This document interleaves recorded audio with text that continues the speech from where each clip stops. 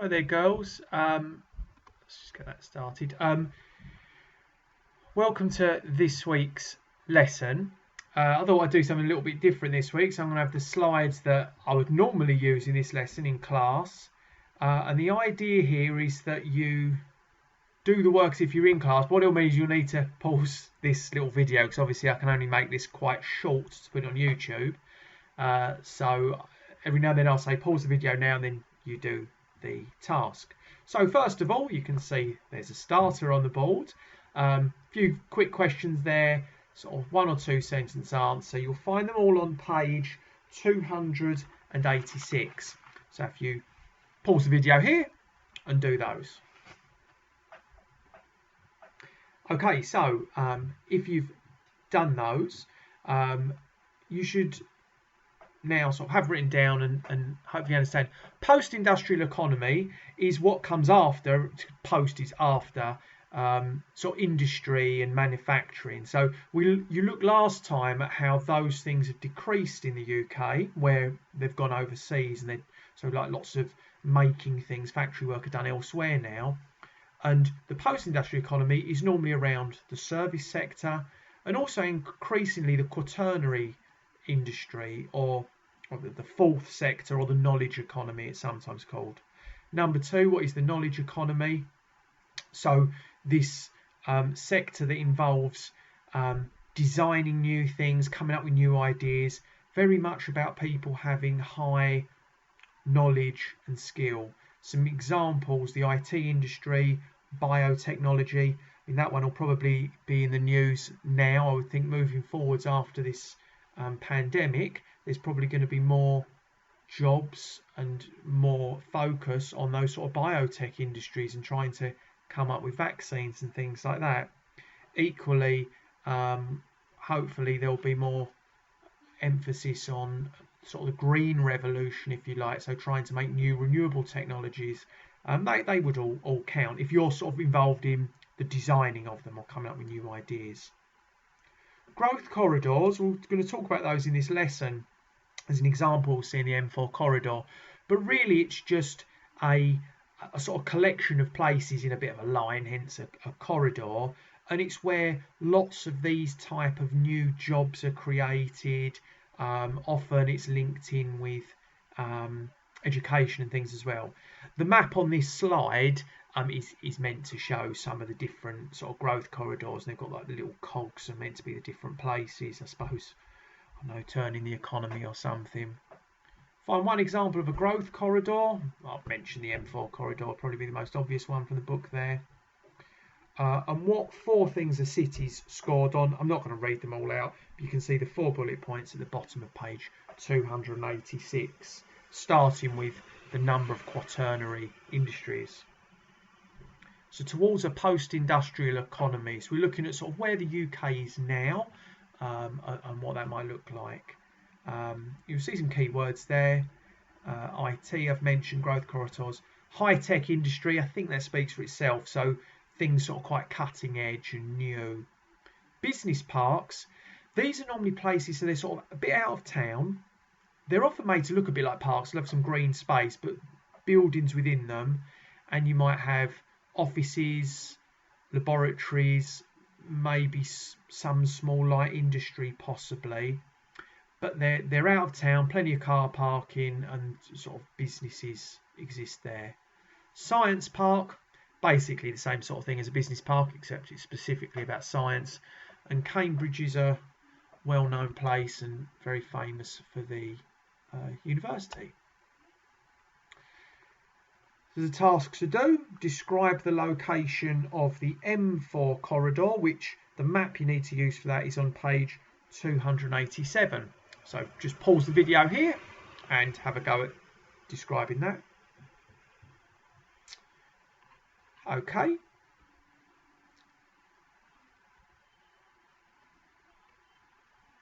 A couple of points here. So it says if you were a TNC, so a big company, and you wanted to set up your headquarters, why would you not want to base yourself in London?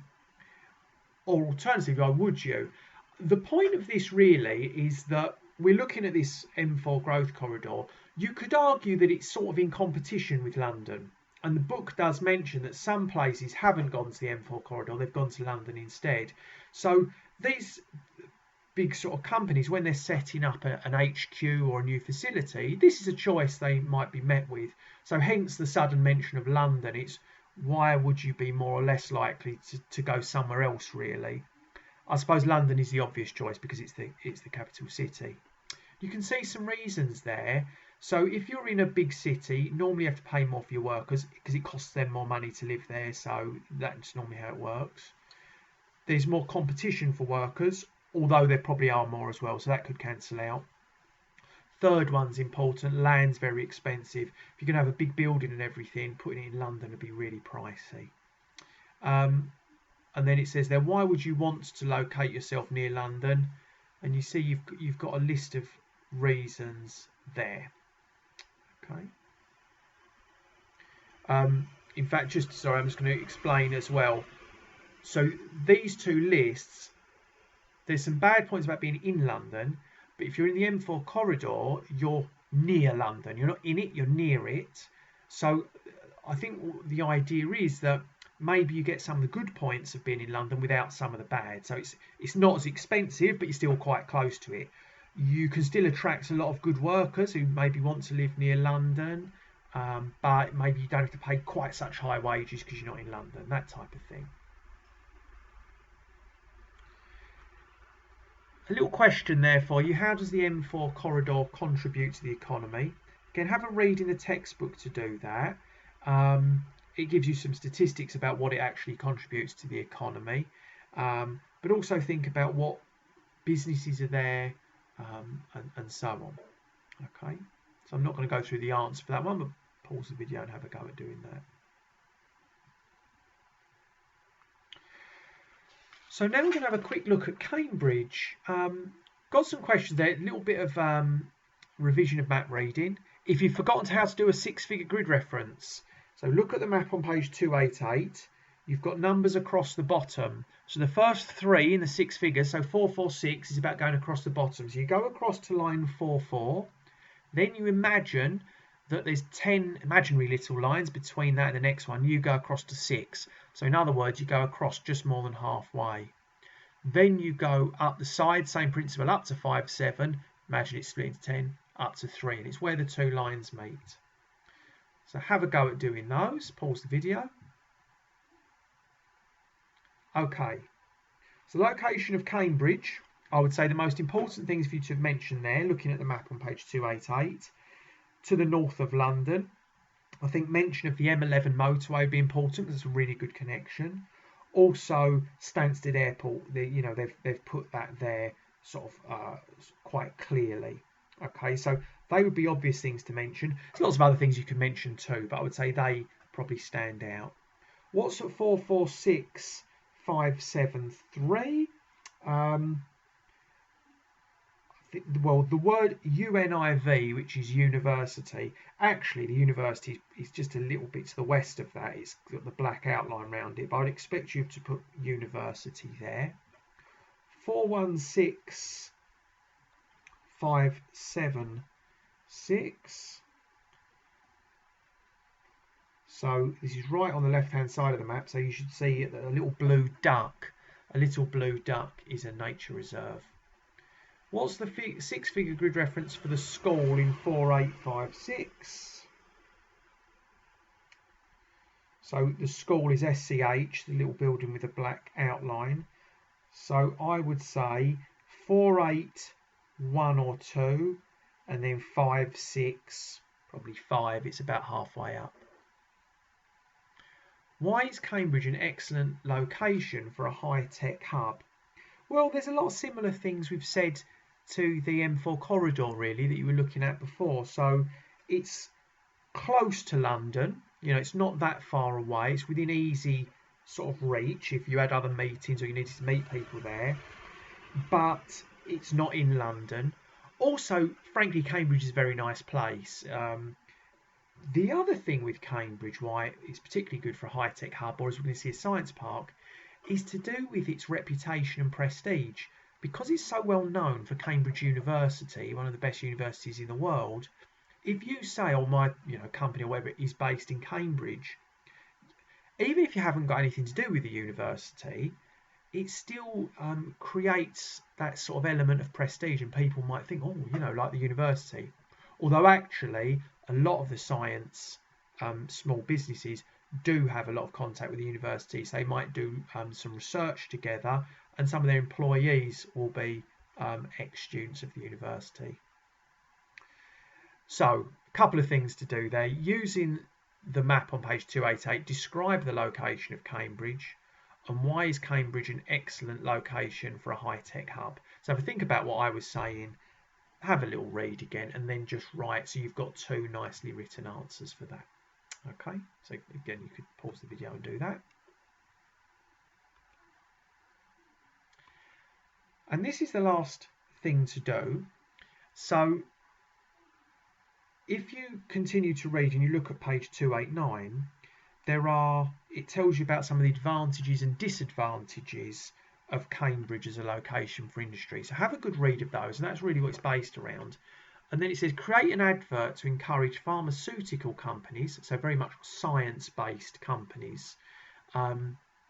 Quite topical actually at the moment, of course, pharmaceutical companies. So you're trying to encourage them to set up their lab, set up their HQ in Cambridge or in Cambridge Science Park. So look at some of the advantages. Of course, with an advert, you're not giving a balanced account. You're not telling them the bad bits, just the good bits, persuasive language. It's up to you exactly how you do this. You could write the script for a radio advert. You could, write something that would be sent in a letter to people, or you could make a little advert that, like a picture or something. It's up to you really, but think about including what are those advantages. There's an extension there. It says, can you turn the disadvantages of Cambridge as a location into positives? So I'll just give you one example because that might not sound that obvious.